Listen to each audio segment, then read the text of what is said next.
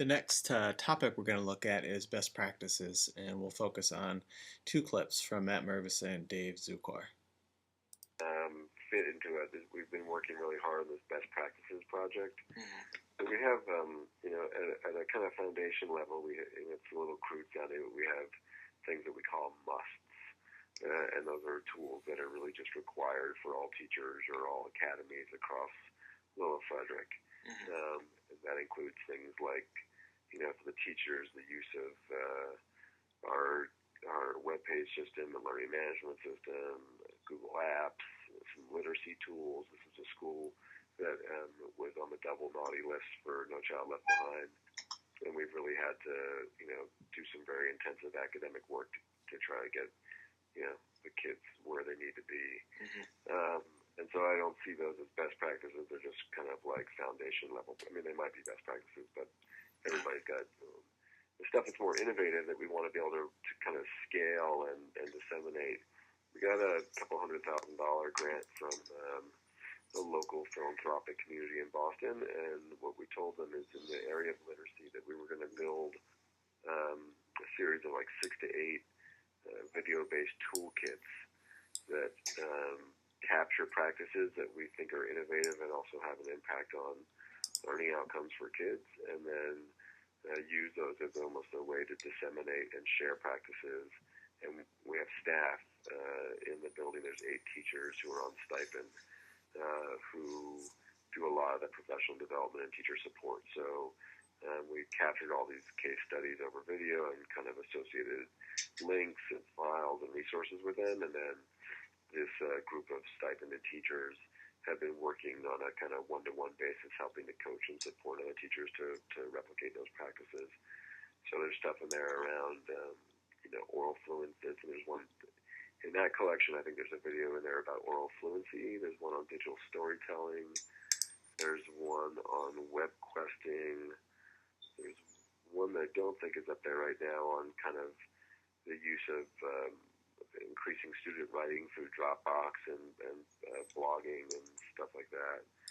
Yeah, so that's been our very deliberate process of identifying and codifying and then disseminating promising practices.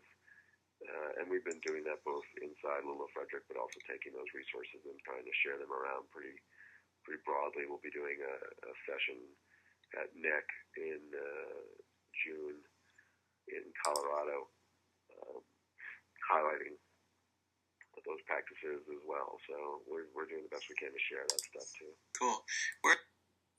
So now we will look at the David Zukor clip. This clip is a little bit long, 6 minutes, but it's got a lot of interesting stuff in it. What kind of projects do you help with teachers? Like best practices, how do you help? If a teacher finds something that's working, how do you guys spread that out? Or it's a good question. A lot of that falls on Bill and I to let's say that we're working with a teacher who's doing just a fantastic project. For example, we have a teacher who did a project where kids had to invent, given certain materials, they had to invent something. Right. And then they had to market it. So they had to write a business letter. And they used Google Docs to write their business letter so that they could then share it out and have do peer editing and have the other students look at it. And then they uploaded images of their inventions to their Google site, and so they created, basically their Google site became a portfolio of things that they made. And this whole process became just really an amazing experience. And so now Belle and I go and we try to get people excited about it by showing other people what's been done. On my blog, I had been good last year about creating podcasts where I would interview teachers. That's right. I saw some of those. Well, that fell apart, but because of time. Yeah, it was one of many things that I wanted to do, and it was one that I didn't prioritize enough. So right. I would like to get back to doing that, but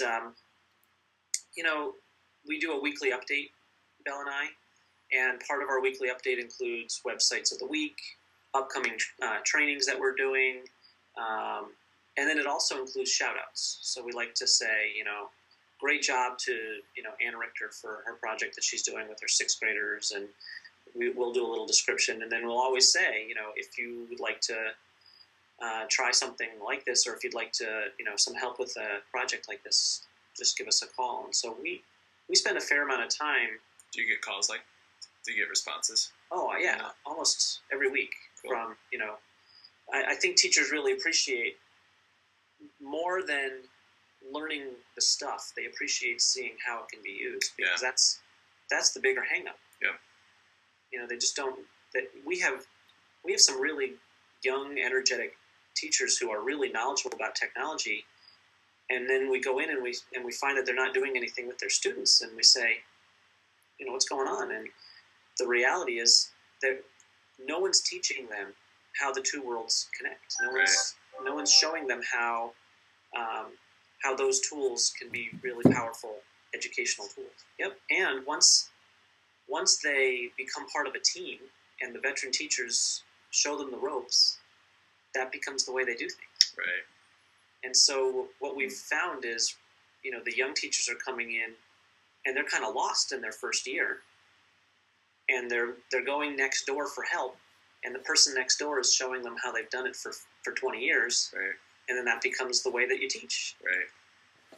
So we've really struggled with that part. With that reality, do you find that you need to target those veteran kind of team leader teachers? Yes. When you're really looking and try to kind of push, I'm sure it varies, but I imagine that often they're some of the more hesitant ones to reach out to you. Mm-hmm. So I imagine you have to push it a little more too. Absolutely. And we've had to also go to our principals and say, you need to be conscious about encouraging your young teachers to try new things. Right. Because if you don't target them with this encouragement of, then they'll just take on the old ways of doing things. Right. And some principals will do that, and others will say, well, that's priority Z. So, great idea, Dave.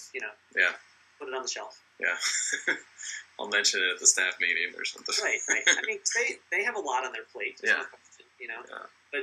But what you prioritize is what happens, is what becomes a reality.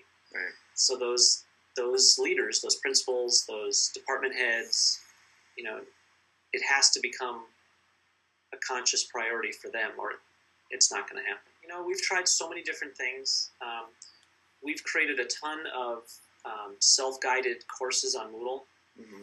because we found that if we do a class after school, not some teachers can't make it, or so we've tried to be as flexible as possible and provide opportunities in as many ways as we can. Mm-hmm. But at the end of the day, teachers still want somebody standing next to them. Yeah. And those one-on-one experiences are the most effective. Yeah. We also have a big Summer Tech Institute that we're in the process of planning right now, but this will be our 4th year. It's a 3-day event. And last year we had 39 classes that we offered. Wow. And we had close to 500 participants. Wow. Which is, about a little more than 60% of our staff. That's good. And considering it's completely optional because it's in the summer, that 60% of our staff said, yeah, I want to be there, I want to come. And every class takes place in a lab. Every class it's hands-on. They're developing content, and then it's right before school, so they're developing lessons and units and projects that they are going to use during that school year. Is that the focus on technology integration and developing content? Yep. Cool. So that's it for the best practices topic. Next, we'll move to a couple of areas that I didn't focus on but came up consistently around assessment, funding, and future of technology. And we'll play some clips for that.